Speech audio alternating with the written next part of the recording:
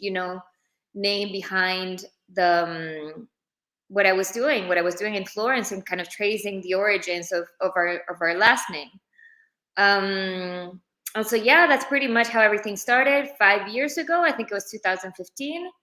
And from there, it's just been, a kind of a trip into creativity and into playing with the materials and developing always more and more and more what my identity was and what my aesthetic was. And so I think Florence, in that sense, just allows for so much creativity and for so much exploration. And it was just such an inspiration. And also, it just gave the perfect opportunity to to open my first showroom. Get to know so many people coming by, seeing not only the things in live, but also seeing how things were getting done. And I love sort of replicating that model from the school where I learned that, I thought it was really beautiful to be able for people to see, the behind the scenes, and seeing how really it is a labor of love in terms of everything that you get to do with your hands, the braiding. A lot of our bags have braidings and punch details, and it's really, you can really feel the kind of the handmade out of it. And so I love the fact that, that also that feel of the school kind of stayed with me and replicated also in my model of wanting to present my brand and wanting to present, the love for the craft that we do every day. And Yeah, keep developing that's new great. stuff. We were very lucky. Go on, go on. Yeah.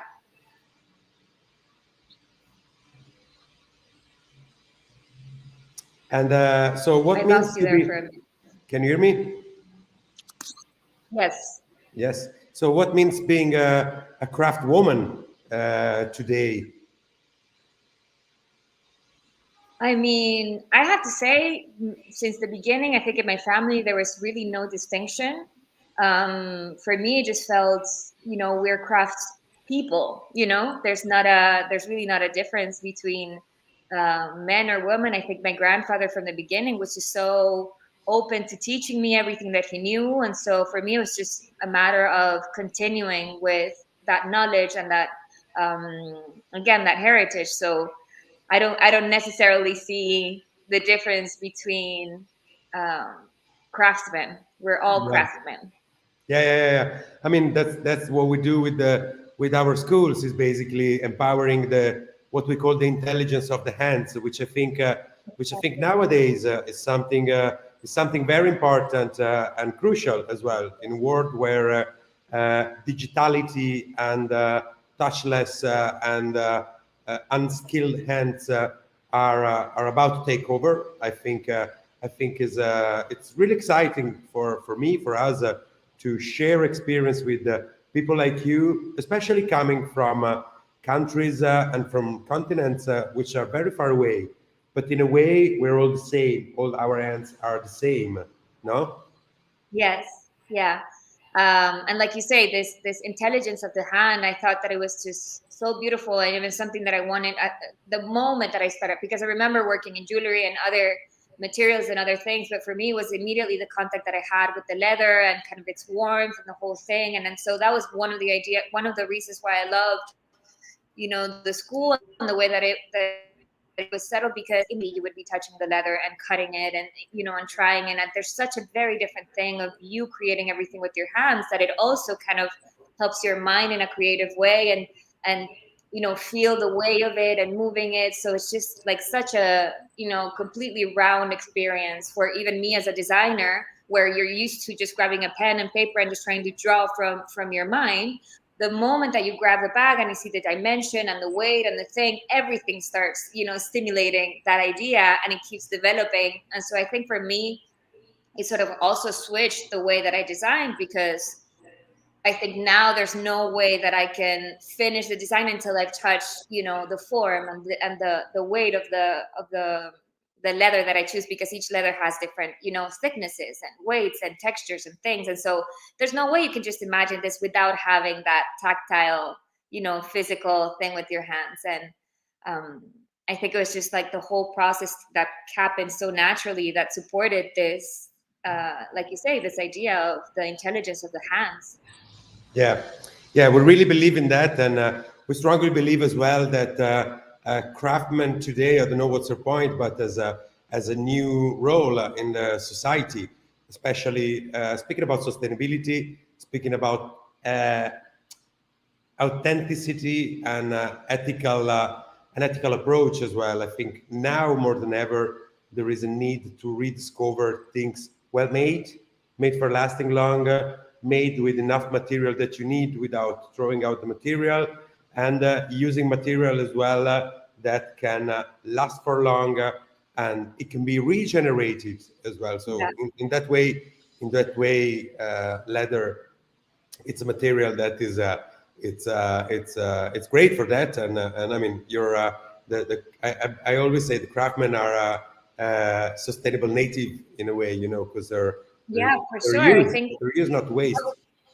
that was another experience that I had. I remember the beginning years of the brand was actually me making each bag by myself, which at some point after that it became unsustainable because of course the more you grow, then you need to outsource and kind of need help. But one of the things that I wanted was that um, my support team would also be artisans, so everything gets made by hand anyway. But I loved it because they already had a lot of experience in terms of production and producing a little bit bigger numbers and everything. But there was a great experience that we had together with the atelier that I have, um, that they said is incredible, the fact that you come from making bags yourself, because even the way that you understand us and the way that we work, it's so much better, and you're so much more efficient in choosing your models and your sizes and your things and it gets so much more creative because, like you said, you try to not waste any material and you try to be as conscious as possible, and um, you're really really aware of, you know, the effort that it takes in making every piece. And so I think that whole holistic idea of making a product, like you said, and even the quality that it needs to last long, because of course, on one hand, the quality of the product also represents the quality of your work, and so that's one thing which I think is really important. But on the other hand, you do want to make work that lasts for such a long time, because on one hand you put so much effort into it, there's so much love behind it, and I think there's really there's something about the artisan making his product that it almost feels like a baby, and it almost feels like it's really hard to disconnect with from the love that you have for that thing, that of course you want it to last forever, you know. And so in that sense, we're creating a much more significant product. We're not creating, you know, something that could be thrown away tomorrow. And so just everything that's connected around it, the people that get to work in it, the people who buy it, the just the whole thing, the whole ecosystem around this artisan product is just a lot more sustainable, more significant, more valuable. And I hope things start moving more into that direction in anything that we do. Thankfully. Hmm. Yeah, and you're right. I mean, and I mean, of course, in this frame, we have to remember as well one important thing, which is price to the market, to the consumer as well. And Yeah. consumer, and be more aware that spending more doesn't mean at all waste money. Because I mean, a good bag and a good pair of shoes and a good hat can last easily with good maintenance for decades, and which Yes. means that something that costs one quarter of it and it lasts 2 years, it's not the Yeah. same good investment that you can do. And I mean, a good bag, you can give it to your kids, you know, at some Yeah, point. for sure. And I think that's the basic of. I mean, we will consume in the next centuries, but we need to consume better with that frame of mind. And I think the message that young entrepreneurs like you in this field are giving to others are really profound, really deep. You know, it's and I appreciate that. So, and what means to be not only a craftsman but be an entrepreneur as well? Haha.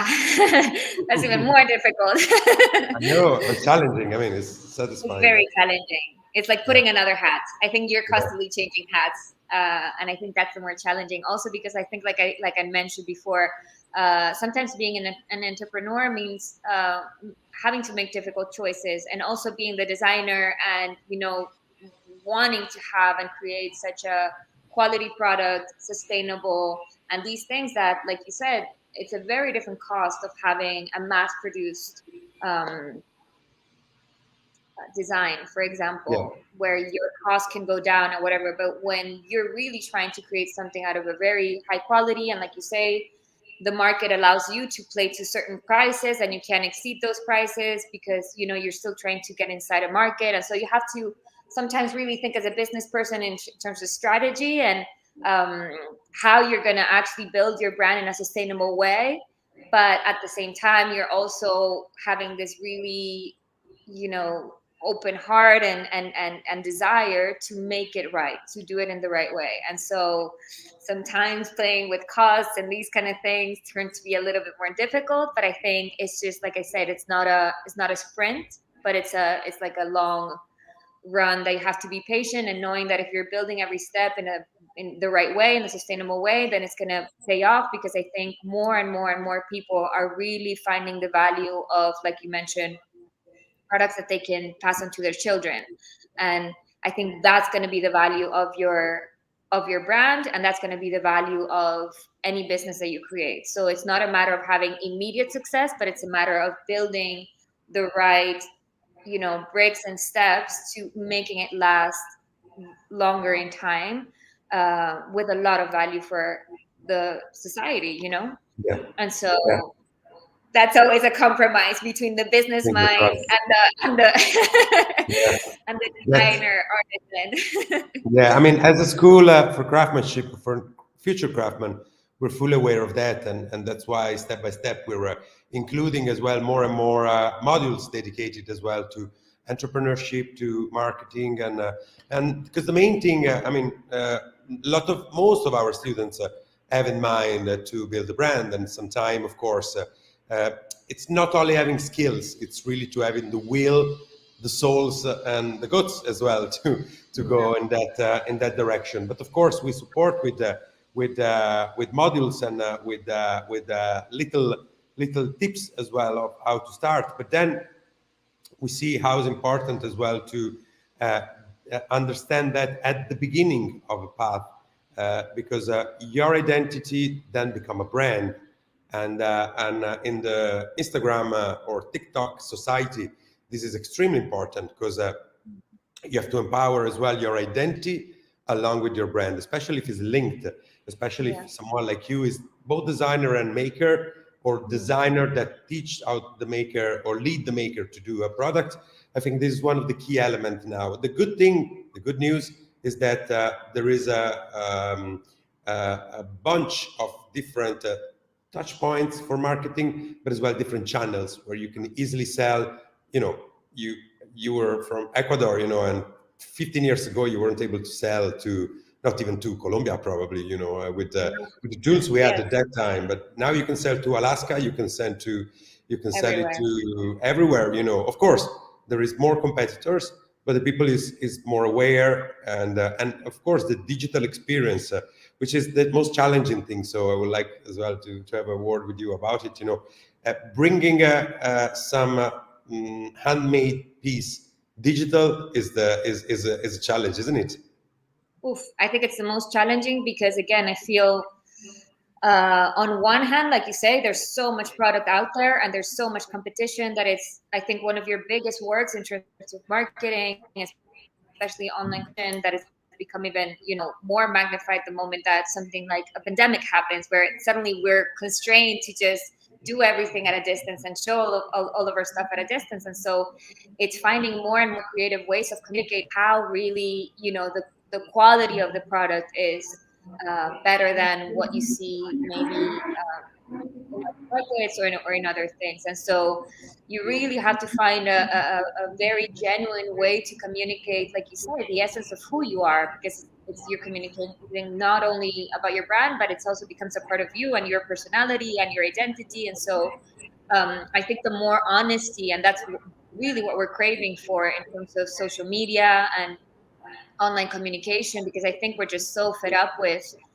the amount of information that sometimes can be deceiving and can be, um, not as truthful as you would expect. And so I think the most significant work that you can do in terms of that is trying to convey the most honest way and the most uh,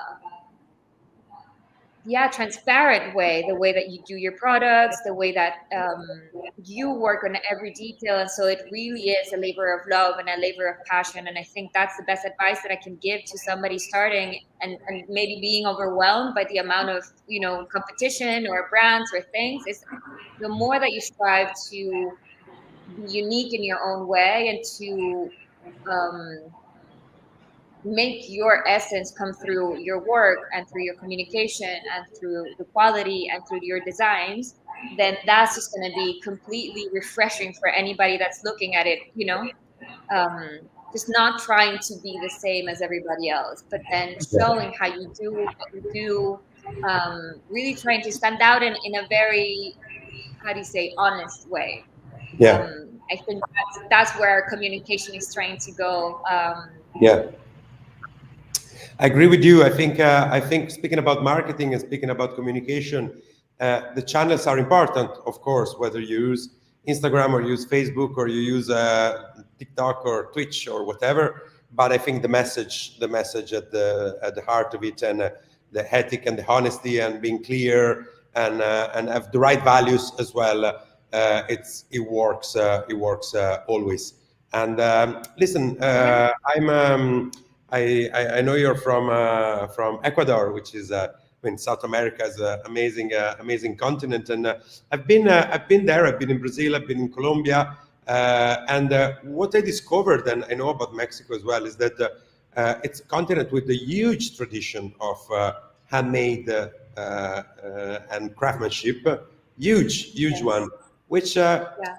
is probably hidden to the rest of the world sometimes because it's Hmm. not marketed with the right crowd that it would deserve. I mean, I've been Hmm. watching in Colombia some amazing craftsmen, amazing, and Brazil as well. I'm sorry, I don't know, but I'm sure Ecuador as well. So, and I think the great thing of craftsmanship in general, it's a way to share identity, share a local culture as well. So tell us a little bit more about your home country and what's happening there. So we're curious about it. So yeah, I was born and raised in Ecuador, and I remember, and it's funny that you asked this because actually, for me, big part of my brand, or let's say my identity, when I was creating my when I create my lines, everything that I do, it always brings me back to what I grew up with in Ecuador. So for me, it would be the women weaving the baskets.